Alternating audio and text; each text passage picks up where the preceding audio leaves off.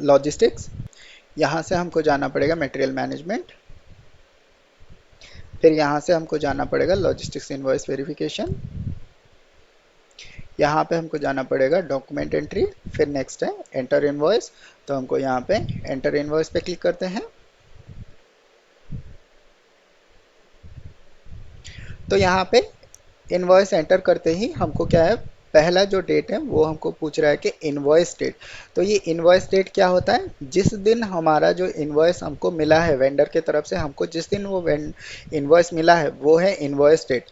Next जो date है वो है पोस्टिंग डेट, जिस दिन इसका जीएल अकाउंटिंग में पोस्ट होगा उस दिन को हम पोस्टिंग डेट मान के चलते हैं। तो हम आज ही एंटर करेंगे, तो ये हमारा आज ही के डेट का जो है वो पोस्टिंग डेट यहाँ पे ले रहा है। तो इनवॉइस डेट हम शायद पीछे का डेट अगर चाहें तो यहाँ पे डाल सकते हैं। सपोज हमने कल का डेट जो है वो इनवॉइसिंग का डेट दे दिया है, और यहाँ पे पोस्टिंग डेट जो है वो बाय डिफ़ॉल्ट आज का ले रहा है। अगर आप चाहें तो पोस्टिंग डेट आप चेंज भी कर सकते हैं।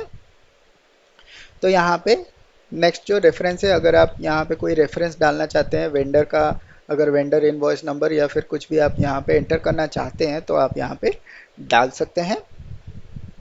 तो नेक्स्ट जो ऑप्शन है वो है यहाँ पे परचेज ऑर्डर और शेड्यूलिंग एग्रीमेंट के लिए। तो हमारा जो कैटेगरी है हमने सिलेक्ट करके रखा है परचेज ऑर्डर और शेड्यूलिंग एग्रीमेंट। तो यहाँ पे आप delivery note, bill of lading, service entry seat, vendor, transport service agent या फिर एक्सचेंज एग्रीमेंट कोई भी आप यहाँ पे डाल सकते हैं। तो हम यहाँ पे परचेज ऑर्डर डालते हैं। तो यहाँ पे आपको परचेजिंग ऑर्डर जो आपने सेव किया है वो आपको यहाँ पे एंटर करना पड़ेगा। तो सपोज हम यहाँ पे जो हमारा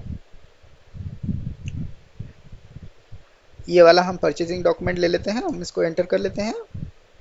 तो यहाँ पे पहला जो है वो है बेसिक डेटा टैब। तो बेसिक डेटा टैब में आपको यहाँ पे इनवॉइस डेट दिखा रहा है, यहाँ पे पोस्टिंग डेट दिखा रहा है, और यहाँ पे आप देख सकते हैं जो हमारा टैक्स कोड जो हमने वहाँ पे देखा था, टैक्स कोड जो वीए है वो बाय डिफ़ॉल्ट यहाँ पे आ रहा है।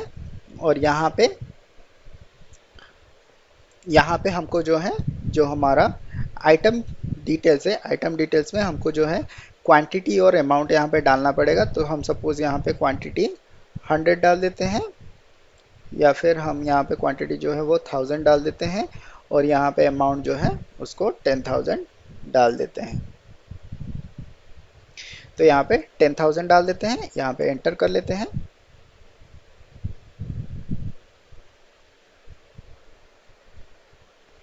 तो यहाँ पे हमको एक बेसलाइन डेट जो है वो पूछ रहा है, एक बेसलाइन डेट डालने की।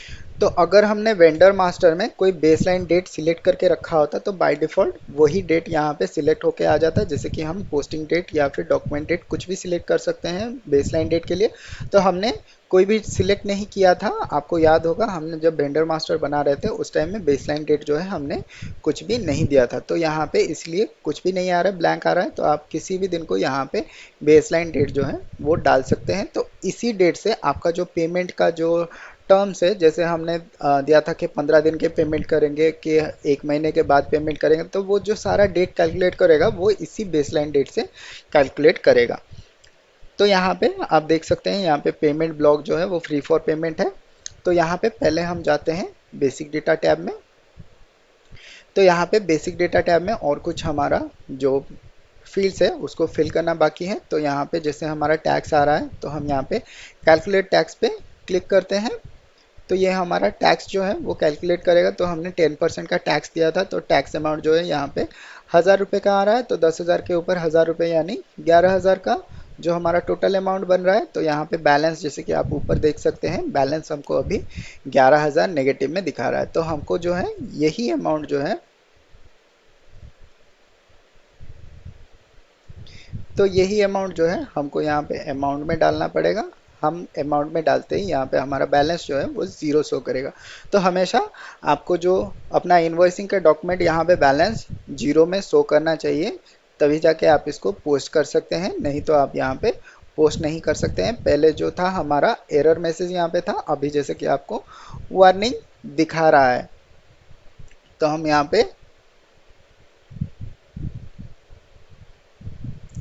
पे पेमेंट टैब पे चलते हैं। तो पेमेंट टैब में जैसे कि हमने ऑलरेडी देख चुके हैं, यहाँ पे एक बेसलाइन डेट जो है वो हम सिलेक्ट कर सकते हैं, कोई भी हमारा बेसलाइन डेट। और यहाँ पे पेमेंट मेथड जो है वो टी यानी कि बैंक ट्रांसफ़र दिया गया है, जैसा कि हमने सिलेक्ट किया था हमारे वेंडर के साथ।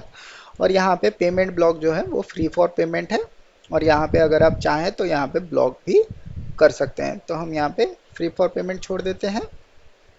नेक्स्ट जो है वो है डिटेल्स का टैब। तो यहाँ पे आप देख सकते हैं जो हमारा डॉक्यूमेंट टाइप है वो ग्रॉस इनवॉइस रिसिप्ट यानी कि आरई जो डॉक्यूमेंट टाइप है वो यहाँ पे ऑलरेडी हमारा सिलेक्ट होके आ रहा है।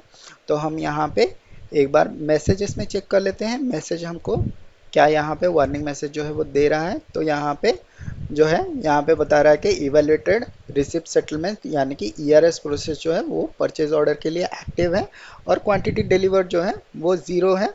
तो हम यहाँ पे तो हमारा यहाँ पे क्वांटिटी जो है वो अभी तक डिलीवर नहीं हुआ है। तो हम यहाँ पे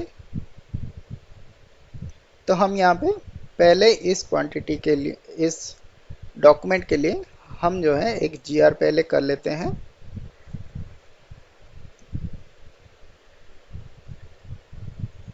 तो उसके लिए हम जाते हैं MIGO में।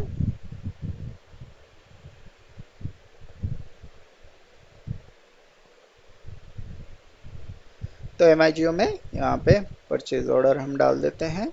डालने के बाद यहाँ पे एंटर कर लेते हैं। तो हम सपोज क्वांटिटी में यहाँ पे 2000 है, तो यहाँ पे हम सपोज यहाँ पे 1000 डाल देते हैं। और वेयर टैब में हम यहाँ पे जो एड्रेस है वो डाल देते हैं। परचेज ऑर्डर डेटा में यहाँ पे हम इवैल्यूएशन कर लेते हैं, शिपिंग इंस्ट्रक्शन जो है कंपाइल्ड हुआ है। तो हम इसको आइटम ओके सिलेक्ट करके चेक कर लेते हैं।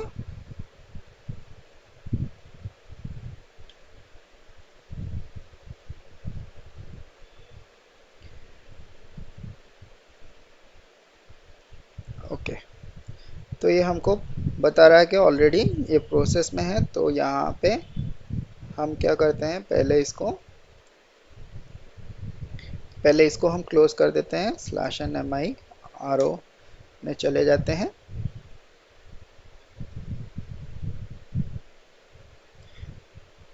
तो यहाँ पे अभी हम इसको दोबारा से चेक कर लेते हैं।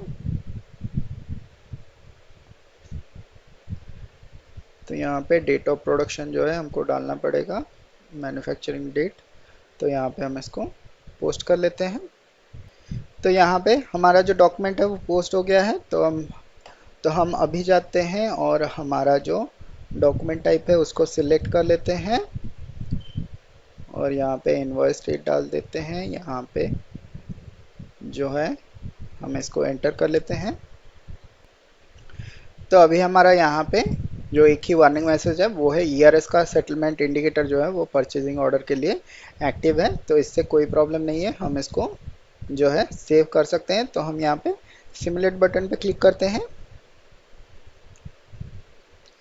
तो यहाँ पे आपका कौन सा अकाउंट जो है वो डेबिट क्रेडिट हो रहा है। यहाँ पे जो जीएल अकाउंट है वो यहाँ पे दिखा रहा है, जैसे कि यहाँ पे वेंडर का जो अकाउंट है, हमारा मिंडा जो वेंडर है, वेंडर का जो जीएल अकाउंट है वो यहाँ पे माइनस हो रहा है। और यहाँ पे जो हमारा गुड्स रिसिप्ट और इनवॉइस रिसिप्ट में यहाँ पे 1000 का जो है वो यहाँ पे प्लस हो रहा है, क्योंकि हम अभी इन्वॉइस कर रहे हैं। तो यहाँ पे नेक्स्ट जो है वो इन्वॉइस इनपुट टैक्स के लिए है। तो इनपुट टैक्स हमारा 1000 का जो है वो इस जीएल अकाउंट में यहाँ पे हमारा सेव हो रहा है। तो यहाँ पे हम इसको या तो पोस्ट कर सकते हैं या तो बैक जा सकते हैं। तो हम यहाँ पे पोस्ट कर लेते हैं। तो यहाँ पे हमारा जो डॉक्यूमेंट नंबर है वो क्रिएट हो गया है। तो यहाँ पे हमारा जो है, हम पहला जो है इनवॉइस डॉक्यूमेंट,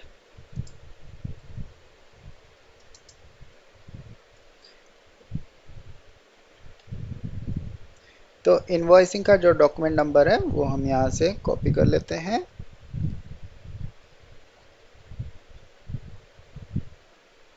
तो हम यहाँ पे डिस्प्ले में चले जाते हैं। तो डिस्प्ले में हम इसको कॉपी कर लेते हैं, यहाँ पे इनवॉइसिंग का डॉक्यूमेंट नंबर हम डाल देते हैं। तो यहाँ पे आप फॉलो ऑन डॉक्यूमेंट में क्लिक करके यहाँ पे जो अकाउंटिंग डॉक्यूमेंट क्रिएट हुआ है वो आप चेक कर सकते हैं।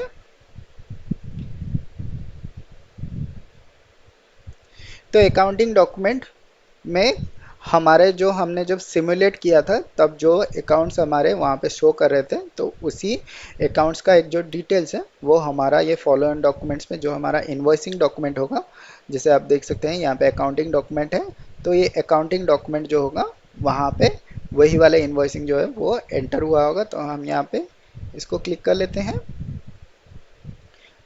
तो आप यहाँ पे देख सकते हैं यहाँ पे जो टी कोड है वो MIR4 है, वो डिस्प्ले के लिए है। तो यहाँ पे हम इसको कॉपी कर लेते हैं। ये हो गया आपका अकाउंटिंग डॉक्यूमेंट।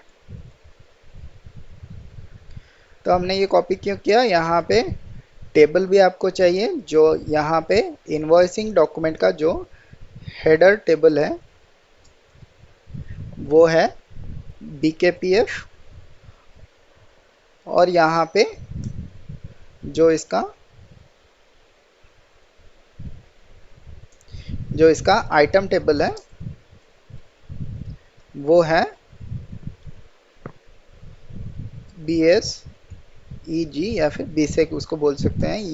ये उसका आइटम टेबल का, ये जो आइटम लेवल का टेबल है वो है BSEC, और इसका जो हेडर टेबल है वो है BKPF। ये हमेशा याद रखिए, ये आपको इंटरव्यू में आ सकता है। तो सेम ऐसे ही अकाउंटिंग टेबल में हेडर का जो डेटा होता है, हेडर डेटा टेबल जो होता है वो होता है BKPF। तो वो होता है RBKP, ये याद रखिए। और जो इसका आइटम का टेबल होता है, तो यहाँ पे आइटम का जो टेबल होता है वो है RSEC, RSEG या फिर RSEC। तो ये जो चीज़ है इसको याद रखिए, हेडर टेबल और आइटम टेबल, ये याद रखिए, ये मोस्ट इम्पोर्टेंट है। ये आपको इंटरव्यू में कभी भी आपको ये क्वेश्चन आ सकता है कि जो हम इन्वॉइसिंग के टाइम पे जो हमारा इन्वॉइस डॉक्यूमेंट क्रिएट होता है उसका हेडर टेबल कौन सा है और उसका आइटम टेबल कौन सा है, वैसे ही हमारा जो अकाउंटिंग डॉक्यूमेंट हमारा बनेगा इन्वॉइसिंग के बाद, उसका इन्वॉइसिंग का हेडर डेटा टेबल कौन सा है और आइटम डेटा का टेबल कौन सा है। तो आई होप आपको ये याद रहेगा। कोशिश कीजिए इसको याद रखने की, ये बहुत ही इम्पोर्टेंट है, आपको बहुत ही टाइम पे आपको ये ज़रूरत है। तो यहाँ पे हमारा जो नेक्स्ट टॉपिक है इनवॉइस का, वो है आप कैसे IR एंटर कर सकते हैं GR से पहले। तो उसके लिए हमको क्या करना पड़ेगा, तो उसके लिए पहले हमको एक PO बनाना पड़ेगा। तो उसके लिए हम जाते हैं ME21N पे। तो ME21N पे जाके हम यहाँ पे क्या करते हैं, हमारा जो RFQ नंबर है वो RFQ नंबर से हम यहाँ पे जो एक नया डॉक्यूमेंट है उसको क्रिएट कर लेते हैं। तो यहाँ पे GR से पहले अगर IR आप करना चाहते हैं तो उसके लिए आपको कुछ सेटिंग्स यहाँ पे डालना पड़ेगा। आपका जो PO के टैब में, सॉरी, आपके जो परचेजिंग के आइटम का टैब है वहाँ पे आप डालना पड़ेगा कुछ कंडीशन टाइप है, जैसे कि यहाँ पे इन्वॉइसिंग में हम जाते हैं।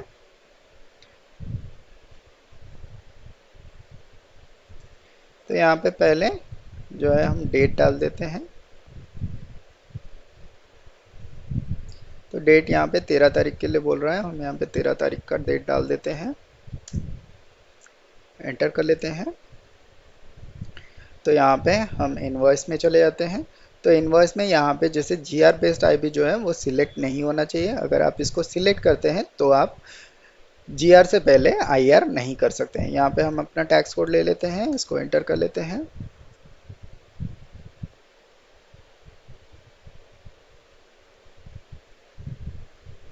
तो यहाँ पे हम सपोज V0 ले लेते हैं।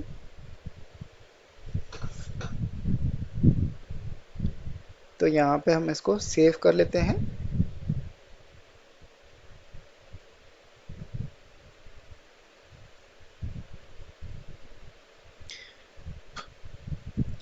तो यहाँ पे हमारा वार्निंग जो है आ रहा है कि बिलो मिनिमम ऑर्डर वैल्यू है, तो हम यहाँ पे ऑर्डर हमारा बढ़ा देते हैं और जो डिलीवरी डेट है उसको हम चेंज कर देते हैं। तो यहाँ पे डिलीवरी शेड्यूल में हम जाते हैं और यहाँ पे 13 के जगह पे यहाँ पे 15 कर लेते हैं। आई होप 15 तारीख भी आपको एक छुट्टी मिलेगा, तो हम 16 तारीख कर लेते हैं। और यहाँ पे हम जो क्वांटिटीज़ में जाके यहाँ पे 1000 का कर लेते हैं। अभी इसको हम सेव कर लेते हैं।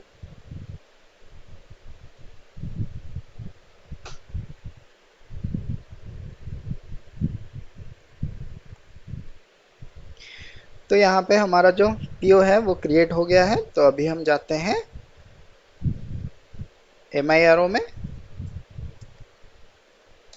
यहाँ पे हम इनवॉइसिंग के लिए एंटर करते हैं। तो यहाँ पे हमारा डेट जो है हम इसको डाल देते हैं। और यहाँ पे हमने अभी जो क्रिएट किया है उसको यहाँ पे एंटर कर लेते हैं।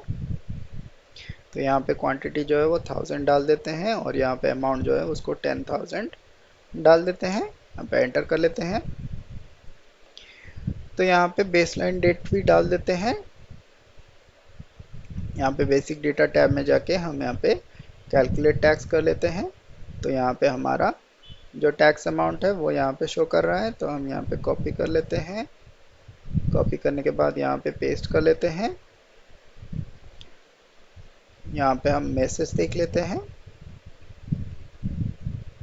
तो यहाँ पे हमारा जो मैसेज है वो अभी हमको बता रहा है कि क्वांटिटी डिलीवर जो है वो 0 डिलीवर हुआ है। तो यहाँ पे हम इसको सेव कर लेते हैं। तो हमारा यहाँ पे डॉक्यूमेंट जो है वो क्रिएट हो गया है, लेकिन यहाँ पे ब्लॉक फॉर पेमेंट दिखा रहा है। तो हम यहाँ पे डिस्प्ले में चले जाते हैं। तो यहाँ पे पेमेंट टैब पे यहाँ पे हमको इनवॉइस वेरिफिकेशन जो पेमेंट ब्लॉक का रीज़न जो है वो इनवॉइस वेरिफिकेशन दिखा रहा है। तो यहाँ पे हमको जो पेमेंट ब्लॉक है वो इनवॉइस वेरिफिकेशन के लिए दिखा रहा है। तो अभी हम क्या कर सकते हैं, इसको पहले जाके इसके लिए हम GR कर सकते हैं। तो GR करने के लिए सपोज हम जाते हैं माइगो में। तो माइगो में जाने के बाद हम अपना यहाँ पे जो परचेज ऑर्डर है उसको एंटर कर लेते हैं। तो यहाँ पे हम क्वांटिटीज़ में जाके 1000 डाल देते हैं। वेयर टैब में अपना स्टोरेज लोकेशन डाल देते हैं और यहाँ पे मटेरियल टैब पे डेट ऑफ मैन्युफैक्चर डाल देते हैं। परचेज ऑर्डर पे यहाँ पे हम इवैल्यूएट कर लेते हैं। हम इसको सिलेक्ट कर लेते हैं। अभी हम इसको चेक कर लेते हैं। अभी हम इसको चेक कर लेते हैं। तो यहाँ पे हमारा डॉक्यूमेंट ओके है। हम इसको पोस्ट कर लेते हैं।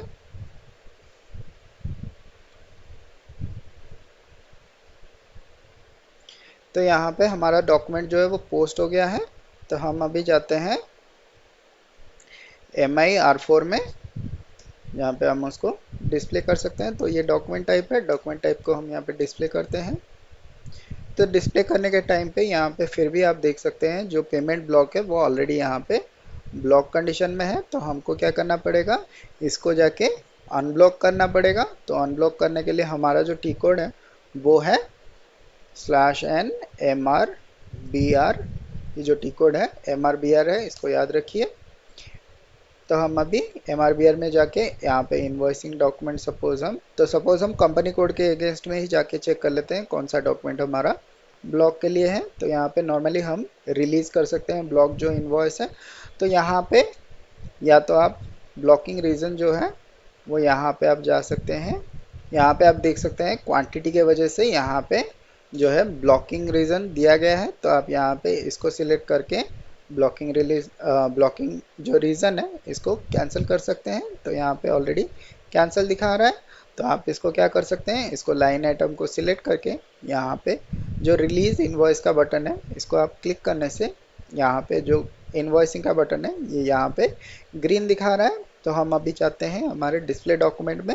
तो अभी हम यहाँ पे डिस्प्ले में जाते हैं और यहाँ पे पेमेंट टैब पे जाते हैं। तो अभी आप देख सकते हैं यहाँ पे फ्री मोर पेमेंट जो है वो अभी शो कर रहा है। तो हम अभी जो अपना वेंडर है वेंडर को अभी हम पेमेंट कर सकते हैं।